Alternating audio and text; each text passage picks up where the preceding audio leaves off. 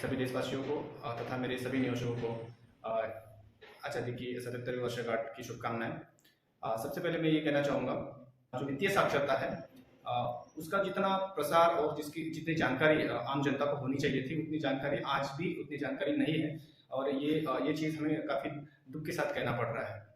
पहले तो इसमें हम आपके सामने एक डाटा रखना चाहेंगे कि हम ऐसा क्यों कहते हैं कि हमारे देश में आर्थिक आज़ादी इतनी इसकी जो जानकारी है वित्तीय आज़ादी इन द सेंस कि हमें फाइनेंस के बारे में या फिर कुछ इन्वेस्टमेंट या फिर ऐसी कुछ चीज़ें होती है सोशल सिक्योरिटी या हमारे लाइफ सिक्योरिटी के बारे में, तो हमें किन चीज़ों को प्रेफरेंस देके उसको हमारे लाइफ में एग्जीक्यूट करना चाहिए।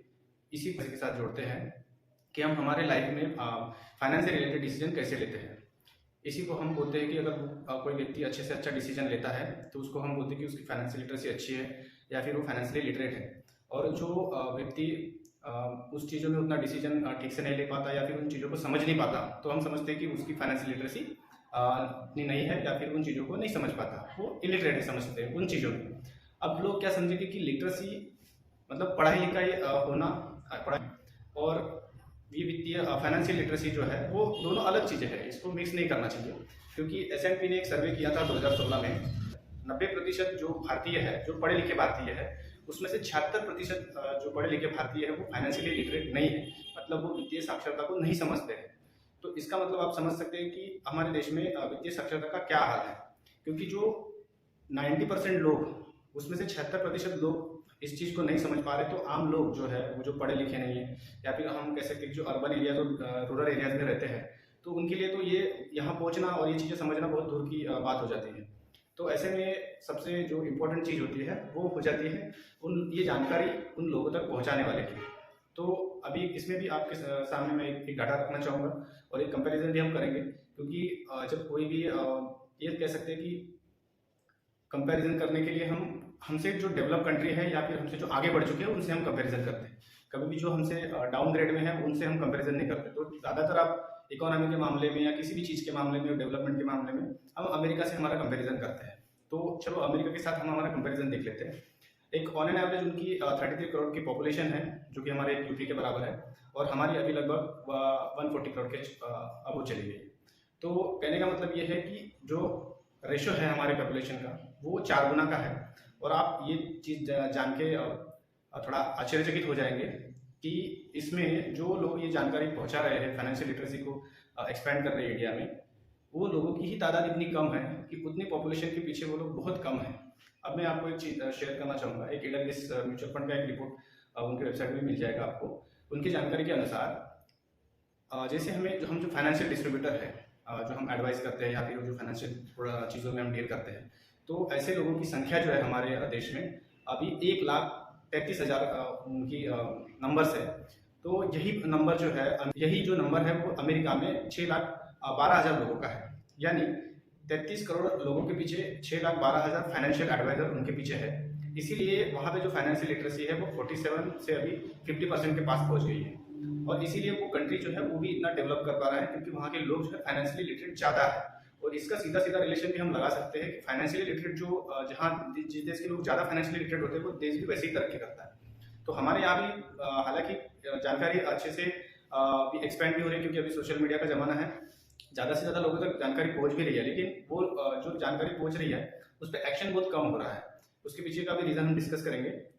सबसे पहले जो ये डिफरेंस है, जो 33 करोड़ लोगों के पीछे 6,12,000 लोग और यहाँ पे 140 करोड़ लोगों के पीछे 1,33,000, यानी उस रेशो के हिसाब से हम देखा जाए तो यहाँ पे 24 से 25 लाख फाइनेंशियल एडवाइजर होना चाहिए अमेरिका के पॉपुलेशन के हिसाब से, तब जाके हम उतना जो 47% का जो आंकड़ा है हम पार कर पाएंगे।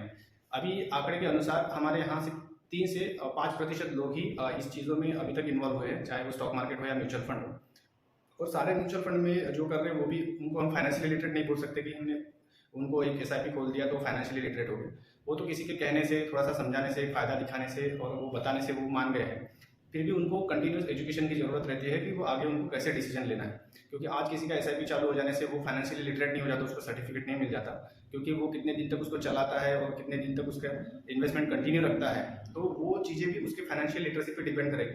अगर वो कन्फ्यूजन में नहीं रहेगा, पूरी तरह वो फाइनेंशियली लिटरेट नहीं रहेगा, तो उसकी इन्वेस्टमेंट तो चलाएगा भी नहीं आगे, क्योंकि वो वो वही ट्रेडिशनल प्रोडक्ट की तरह देखेगा उसको कि ये मेरा आरडी है, वो मैं 3 साल चलाऊंगा, 5 साल चलाऊंगा, मेरे को अच्छी बैच मिल गई और वो एग्जिट हो जाएगा। तो उससे उसके गोल कंप्लीट नहीं हो पाएंगे। तो उसको पूरी तरह फाइनेंशियली उसको लिटरेट करना, ये भी एक फाइनेंशियल डिस्ट्रीब्यूटर का काम है और वो हम अच्छी तरीके से कोशिश करते भी हैं। तो उसमें हम तो अपनी तरफ से कोशिश करते हैं, लेकिन एक निवेशकों का भी एक उसमें अपने आप को कंटिन्यूसली अपग्रेड करने का प्रयास होना चाहिए। और साथ ही साथ मैं ये कहना चाहूँगा कि अभी जैसे जो आपको डिफरेंस मैंने बताया कि जो फाइनेंशियल डिस्ट्रीब्यूटर इतने कम है हमारे पॉपुलेशन के रेशो में, तो उसके लिए आप लोग को थोड़ा सा हेल्प करना पड़ेगा। हमें ज़्यादातर लोगों के पास पहुंचने के लिए आपको मदद करनी पड़ेगी, ताकि हम जैसे आपका फाइनेंशियल प्लानिंग किया है वैसे ही आपके जो रिलेटिव्स है या आपके मित्र परिवार है, कलीग्स है, तो उनको जो है आप ये चीज़ों को समझाने में हमारी मदद कर सकते हैं और उनको हमारे साथ में जोड़ने में भी मदद कर सकते हैं। तो ये सभी के लिए मेरा आह्वान है कि ये चीज़ों का आप अगर थोड़ा सा ख्याल रखते हैं तो ज़्यादा से ज़्यादा लोगों तक हम पहुँच सकते हैं और हमारे देश का जो रेशो है वो फाइनेंशियल लिटरेसी का हम बढ़ा सकते हैं। तो ये चीज़ें मैं आपके साथ डिस्कस करना चाह रहा था। तो दो चीज़ें हैं कि आपको लिटरेट होना मतलब कि आप फाइनेंशियल लिटरेट हो, इसका ये मतलब नहीं होता है। आपको वो चीज़ों को समझ के आप उस पर कैसे एक्शन ले रहे हो, उस चीज़ों को कैसे एग्जीक्यूट कर रहे हो, ये भी डिपेंड करता है कि आपकी फाइनेंशियल लिटरेसी कैसी है। दूसरी चीज़ कि आपको फाइनेंशियली अभी तो सारी ऑनलाइन जानकारी मिल जाती है, उसके बाद में भी लोग कन्फ्यूजन में रहते हैं कि ये सही रहेगा कि नहीं रहेगा। तो आप उस केस में फाइनेंशियल एडवाइज़र का हेल्प ले सकते हो। उसके भी गवर्नमेंट डिपार्टमेंट के भी कुछ लोग हमसे कनेक्शन में आते हैं। तो मैं सोचता हूँ कि जब पढ़े लिखे लोग जो सर्विस कर रहे हैं गवर्नमेंट सर्विस में होते हुए भी उन सब चीज़ों की जानकारी उनके पास नहीं पहुँच रही है और वो अभी तक डिसीजन नहीं ले पा रहे हैं, तो आम जनता को, जो सर्वसाधारण लोग जो है, उनके पास तो जानकारी कैसे पहुँचेगी। चलिए, आज सोशल मीडिया के माध्यम से, टीवी के माध्यम से, यूट्यूब के माध्यम से तो सारे लोगों को सुनने में तो आ रहा है, लेकिन अभी भी वो म्यूचुअल फंड क्या है, स्टॉक मार्केट क्या है, ये जानकारी अभी तक प्रॉपर जो है वो किसी को मतलब ऐसे समझने के लिए बहुत दिक्कत आ रही है। तो मैं ये कहना चाहूँगा कि उनको इस चीज़ को समझने के लिए थोड़ा समय भी देना पड़ेगा और इस चीज़ को समझ के उसमें आपको उसका सहभागी भी होना पड़ेगा।